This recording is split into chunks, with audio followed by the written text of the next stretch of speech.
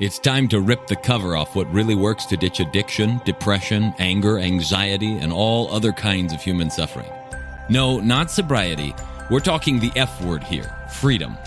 We'll share straight from the trenches what we've learned from leaving our own addictions behind and coaching hundreds of others to do the same. And since it's such a heavy topic, we might as well have a good time while we're at it.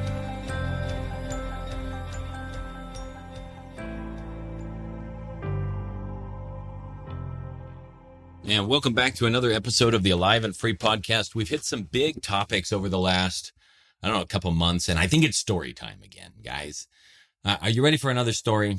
I used to, when I grew up, one of the things that really got me into Kung Fu and Shaolin and all this stuff was that it was steeped in so many legends and stories and old tales. And it's not like Christianity isn't, but maybe it's because I was so used to those stories that these felt like foreign and exotic, and I was really, really taken in by them. And so today we have another story, and this one's from the life of a man by the name Gautama Siddhartha, which you may know as the Buddha. Now, it's not his story. He had already had his experience, been teaching for a long time, had many disciples around him, and one day a philosopher came up to him who had been in his life really struggling. He's asking all of the common questions about philosophy, and not just the ones that Plato set out way back in the 4th century BCE, not necessarily always about ethics or mathematics or things like that, but essentially a lot of the basic questions that philosophers all over the world ask. Questions about the nature of existence and where we come from and where we're going and what life is about. Questions about ethics and what is right and wrong and all of those different things. And this philosopher had a lot of questions, and he had spent a large portion of his life looking for answers. Even back in India, there were two main branches of thought. Now, I want you to get this in your head. 2,500 years ago, the two main philosophical branches of thought, two ones that were fighting with each other tooth and nail, looked like this. One side said, there is nothing but material reality. What we see is what we get, maybe in finer and finer detail, sure, and particles and whatnot, but essentially everything is material and that's it. Consciousness and human life, it's a byproduct of materiality, and once it's gone, right? This very much lines up with modern science today for the most part, where consciousness is seen as a byproduct of the brain. Prominent neuroscientists and neurologists all over the place hold this very standard view. The other view is, no, there is such a thing as an Atman, or an immortal soul. Now, this idea of an immortal soul was a radical new concept in Plato's time. Most thinkers didn't agree with this idea, or that there was an afterlife, or a heaven and hell, and all of that other stuff. We've covered that before. But even in India, there were a group of people that are postulating this thing. There is an immortal soul, there is this, that, and the other, and our job is to kind of take care of it and all that other stuff. This is also a common view today.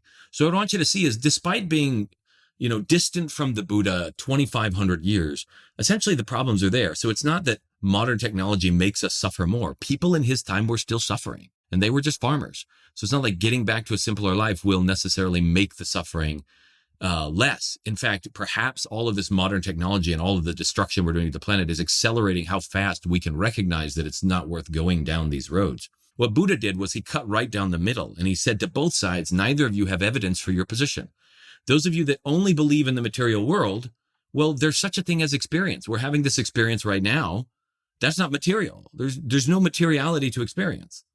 Also, the thing that you're calling a thing, when you really try to define it, like where it starts, where it ends, when it starts, when it ends, all of that's like, if we were to say, okay, you are you, but where did you start? Well, it was an egg inside of a mom and a sperm inside of a dad and all the genetic material. Well, that genetic material started at a certain point. And then, out comes the fetus and all the neurons and stuff that are inside. But then the thoughts inside that baby come from mom and dad, and then culture and religion. Where did those start? And how many thousands of years back? And then those thoughts are developed over time inside of this one organism, and then modified over time, and then new cells come and old cells die. And where did all of that stuff come? And where did the food come from that makes this person? And then when you die, what exactly is it that ends? Is it the body that ends? Is it there's no one single solid thing that anyone can point to that says that is you. There's no one permanent thing. that anybody can point to that say that is you, that would actually make sense to anybody. Yes, like for instance, the cells in the lens of your eye are there your whole life. But you wouldn't sit there and say, no, that the reason that I'm immortal or that I'm persistent and that my identity is unchanging is because a couple of my cells haven't changed. Really, nobody honestly means that when they say that.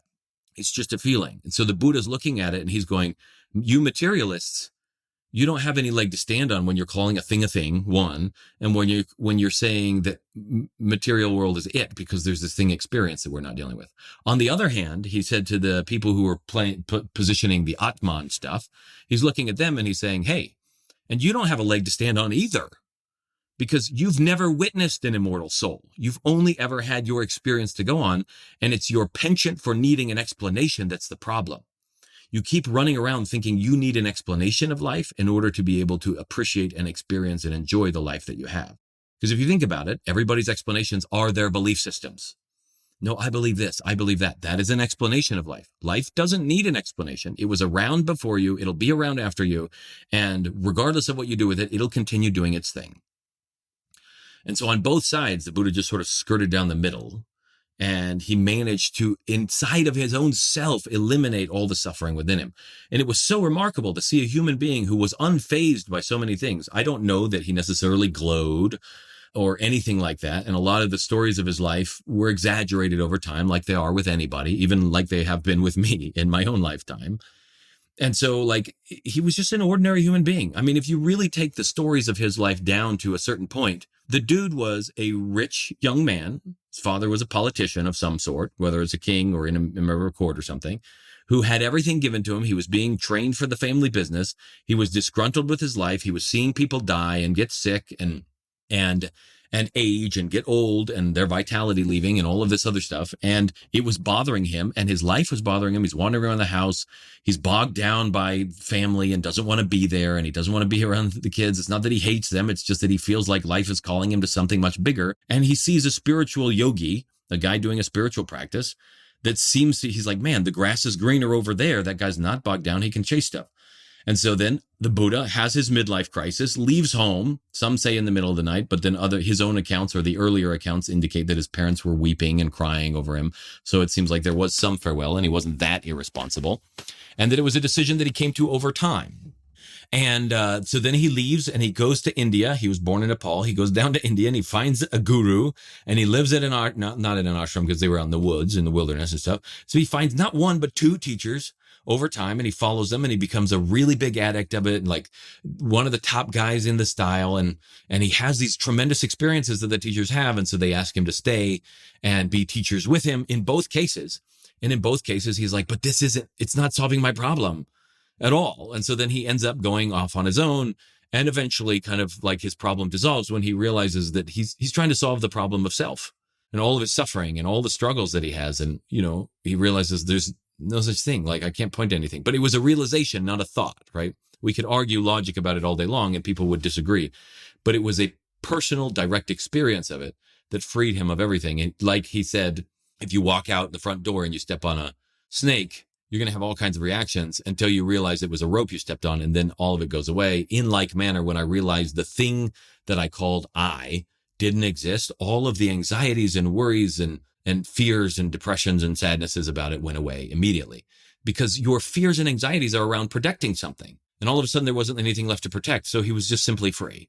So here's a guy, and he's got some kind of joy, some kind of freedom. And obviously he wanted to share it in some way, shape, or form, even though his original disciples bailed on him because they thought he'd gone soft. And there's some offering, some hope that his message has. So a following builds. And then finally one day the philosopher comes and he's like, look, I got all these questions. I've received a lot of answers. Can you answer these questions for me? And the Buddha looks at him and he says, do you really want to know the answer? And the man says, look, I've received many answers over the course of my life, and every answer I've been given has only generated more questions. I really do want to know the answers. Now, this is the nature of answers, by the way, folks. It's the answers or beliefs or explanations you have of reality that generate the next question. This is how the scientific process works. It's not different than this internal inquiry. You generate a hypothesis. Somehow you get a conclusion to your results, which is an explanation of your results. That explanation then generates more questions. If you didn't have the explanation and the need for it, then the questions wouldn't arise. Now, people might say, but that would stop the march of civilization. I don't know what that actually means, but how do we know that that's what it would be? That's your explanation of it. You simply can't imagine a life differently because the explanations you've given seem to say that this is the only way it can be. So here's a philosopher stuck in that same predicament. Every answer he gets just comes with more questions. So the Buddha says, do you really want to know? He says, yes. The Buddha says, are you willing to pay the price for it? The man says, look, I'll just whatever. I just really want to know the answers before I die. I really need to know this. The Buddha says, okay, here's what you're going to do. And this is great. Many people don't want to pay the price for the answers. They just want to ask the questions and be given the answers. Here's the price. You sit by my side in silence for 2 years. You don't ask the questions. You don't dwell on the questions. You don't even give them a second thought. You just stay with me in silence for 2 years. At the end of those 2 years' time, you can come and ask me your questions, and I will answer every single one of them without fail. This seemed like a steep price for the philosopher, 2 years sitting by the Buddha's side. So he was like, not sure. And then what guarantee does he have that this man, the Buddha, will actually answer his questions when the time comes? And so he voices his doubts. Buddha says, look, I give you my word. I promise. When the time comes, you will be given the opportunity to ask me every single question. If the questions are still there, great. If there are more questions that have come, great. I will answer every single one of them. And right at that point in time, one of the disciples sitting near the Buddha just starts laughing. So the man looks at the Buddha and he's like, why is he laughing? Buddha says, why don't you go ask him? So he goes over and asks the guy. And the guy says, look, don't be fooled by this. If you have a question, you better ask it now. Now is the only time to ask it, because if you get duped in like I was, he said the same thing to me. And I sat with him for 2 years. And at the end of those 2 years, he came to me. I had forgotten how much time had gone by. He came to me and he said, and he still comes and he's like, ask, brother, ask. What are your questions? Only by the end of those 2 years, all of my questions had disappeared. So the Buddha is telling you the truth. He will answer those questions, but you won't have any questions left. Sitting in silence for those 2 years will have solved it. And so if you have a question, you better ask now. Well, this gave the philosopher some heart. So he was like, okay, and didn't ask the questions because he really wanted this thing. He was intrigued by what was going on and what was described. And so he went and he sat for 2 years. At the end of 2 years, he too had forgotten how much time had passed. The Buddha came to him and said, it's been 2 years. Now, I promised I would answer every question you have. So now is your chance. And the philosopher started laughing because he realized that the disciple of the Buddha 2 years earlier had been correct. That just sitting for those 2 years had resolved and gotten rid of all of the answers and explanations he had in his life that had been creating all of the questions and the need to get them answered. If you or someone you know is looking to drop the F-bomb of freedom in their life, whether that's from past trauma, depression, anxiety, addiction, or any other host of emotional and personal struggles, but they just don't know how or want some help doing it, head on over to thefreedomspecialist.com/feelbetternow and check out some of the things we've got in store for you, or book a call so we can look at your unique situation and get you the help that you're looking for. So I share this story today because one of the things I focus on with people when we're helping them is to do specific practices. Now, the Buddha had them meditate and stuff, but I'm having them do very specific things that are designed to make the biology work better. So the mind works better, it gets sharper, the emotions work better, like the physical sense of energy in the body works better, people sleep better, they breathe better. And all I'm doing is I'm having them essentially work with their biology. In fact, for the first number of weeks, that's all we're doing. And what they start finding, even within a couple of weeks, is that a lot of their problems start dissolving on their own, because what they did was start taking care of the body instead of only taking care of the mind. See, the mind itself has generated over time, your mind and mine, an idea about who we are and where we live in the world. We have this very concrete worldview, which seems to admit, as time goes on, fewer and fewer options for ways that it could possibly be different. In a baby's mind, there aren't limitations. But as the baby is trained over time, more and more limitations come to where it feels like dead hard, rock solid fact that nothing could ever be different, that the future is going to be the way it is going to be, that the past defines us, that we are who we are, that you can't teach an old dog new tricks, and yada, yada, yada, yada. We have fed the mind, we've reinforced the mind, and we have forgotten to take care of what the mind is built on, the body. See, if your body has a poor pH, you go into a coma. You don't get a mind, right? If your spinal cord gets severed in certain areas, you either get paralysis or death, in which case you don't get a mind either. Everybody wants to herald the mind. Plato himself wanted to say the mind is it. That is the soul. But it's without the body, whether there's a soul or not, which I'm not one to be able to tell you because I haven't witnessed one, but that doesn't mean there's not one. Without the body, you don't get a living experience as far as anybody knows. No one that you know, no one that I know they might have had near-death experiences, but a near-death experience is not a death experience. Near-death means medical doctors have said that they've died, but obviously they didn't because their experience shifted and they had an expansive consciousness experience. And people have had similar things while taking psychedelics and not being pronounced dead by medical physicians. And so a near-death experience is beautiful and profound and life-altering for so many people, and that's not a death experience. And so this body is the thing that is making it possible for us to have all these experiences, and we neglect the body.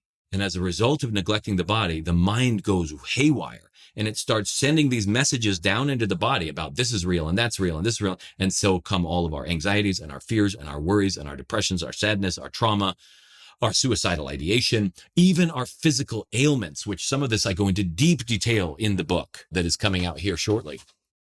Deep detail in the book around all of the things that are happening in the mind to enable your body to have the experience it's having.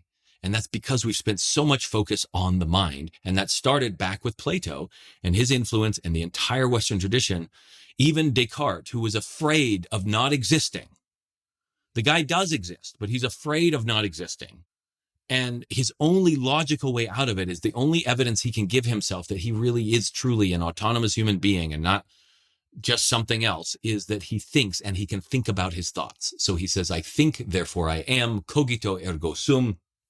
And as a result of that, all of the stuff that came from him, and he's like the father of modern philosophy and modern science and so many other things, all of that has come from the emphasis on thinking over being.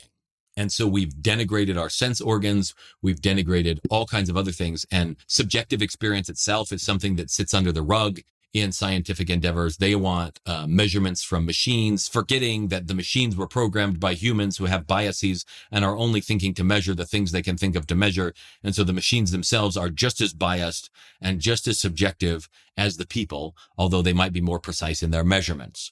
And so time and time and time again, we're stuck in this loop of every time we give the mind more credit than it deserves. It's a beautiful experience. It's what enables us to have all these experiences in life too. But without the body, there is no mind. And so we focus on taking care of the system. And I've found some really profound, beautiful ways of doing that just settle the body. And then eventually all the mind troubles just start to sift out on their own. And there's no questions left. Like, life is just beautiful. I don't need to go solve anything. I don't need to go fix anything, because the only reason I thought it was a problem is because my mind said it was. There aren't problems that exist in the world around you. There is not you can't go to the store and purchase, hey, can I get one problem, please? Or no, can I have a 6-pack? I got some friends coming over this afternoon. I need a lot to complain about. You don't go to the store and purchase problems unless that's a brand name or something. But even then, that's just a brand name. Problems don't exist. They are a construct of the mind. Someone taught you that there is such a thing as a problem. They taught you to look at the world as though it's bad or wrong and shouldn't be happening that way, and to blame that for the reason that you feel one way or another. And because of that, you're stuck. You can't solve a problem at the level of being, I would say, not just thinking, being that you're at when it seems to be a problem to you. And so I'm editing Einstein's words. But once you change the way that you're being, then it no longer looks like a problem. It's just circumstances, and you can navigate those no problem. And I've used often the analogy of skiing. When I went up snowboarding, skiing with my kids, my 4th son, he was freaking out, thought he was going to die. He's looking down the hill. There's trees there and everything else. I'm going to die. And I'm like, okay. But we get him to just point down one hill or another hill or whatnot and find a path, and he's fine. I start thinking about that. And I realize if I look at a tree or a mogul or something or a turn in the path, as an obstacle, as like something that's going to kill me, then I will experience that as something that's going to kill me. But I could also look at it like, that could be a fun jump there. That's something else that I want to go around this one. And I start looking down the hill for what's going to give me a great experience. All the same obstacles are there, all the same trees, all the same turns in the road. It's just that one experience posits them as problems and the other one shows them as opportunities and possibilities. And that comes from the mind itself. And I would suggest to you, furthermore, that as you relax the mind and you just get into your body, that even that won't be needed. You won't have to think positively because there's nothing negative to counteract. And so as you're sitting here today, this week, considering, all the places that are struggles for you, I would ask you the question, how well are you taking care of your body? Have you connected to the earth and the sun and been outside and like really felt the grass under your feet or something this week at all? Considering that if it weren't for the earth and the sun, you wouldn't be alive because food wouldn't grow and, there wouldn't be power for anything. I mean, if it weren't for the sun, there wouldn't be an earth in this way anyway. There wouldn't be any life on the planet. Have you, woken up your senses? Maybe take a cold shower. Have you breathed deeply this week? Have you just gone and played with your family, your kids, or laughed, taken some time to laugh a little bit? Have you eaten food that is really just powers you up and makes you feel really good on the inside? Are you taking care of your system? Because if you're not, then your mind is going to run amok. And so that's why we start with all of our programs, getting people into their body. It's not therapy. It's not psychology. It's not counseling, because you don't need counseling when there's no problems there.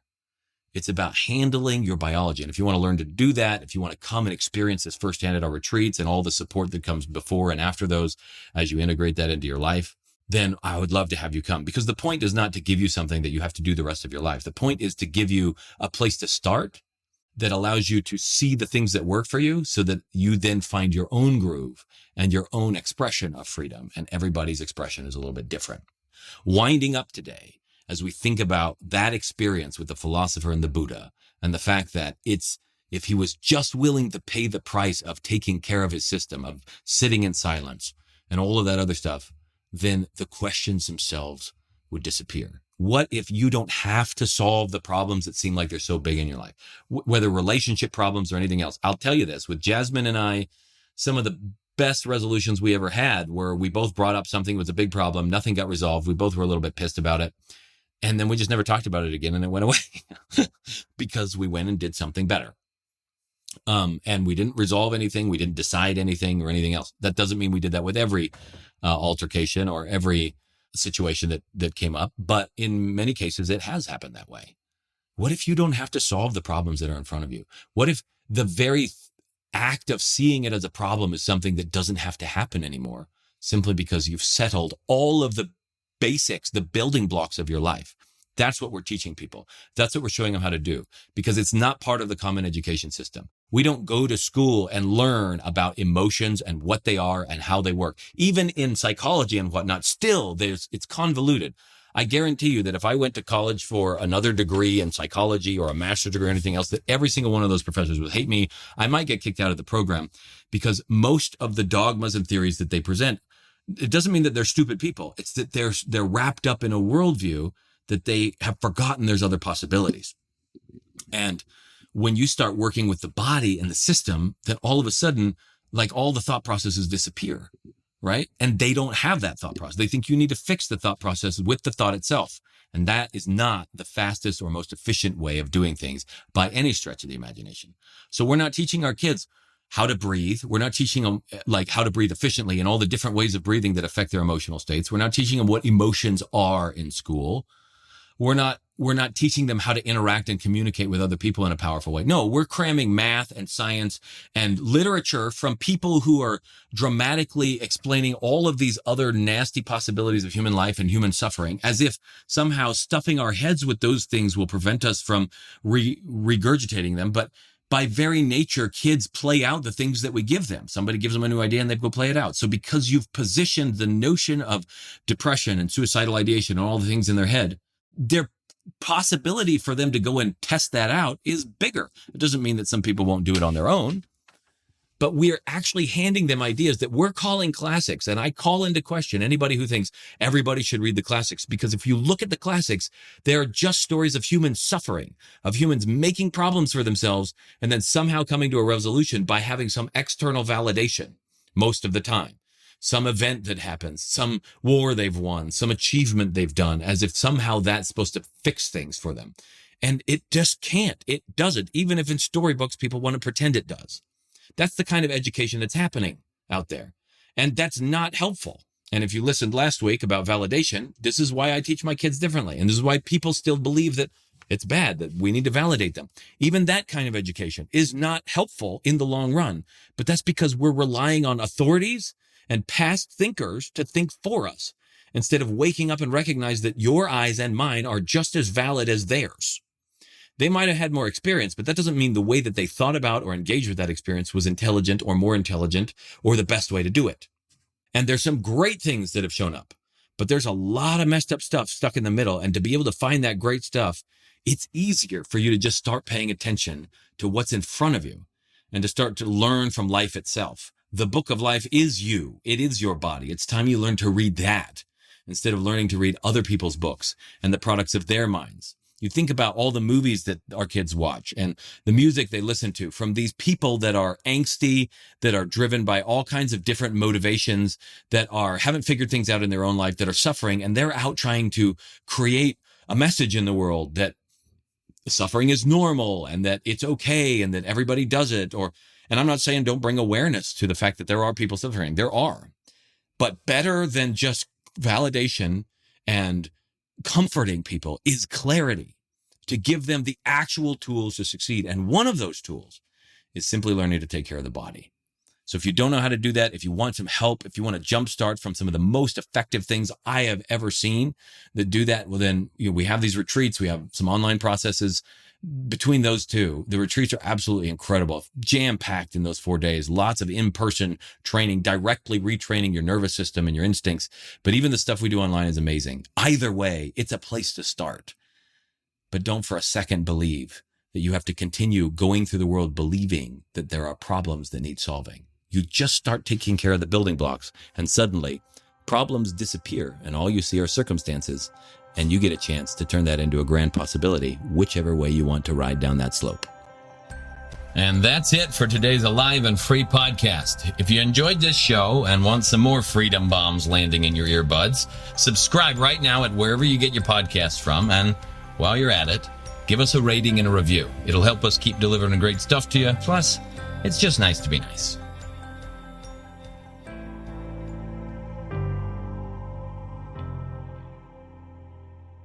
This is thepodcastfactory.com.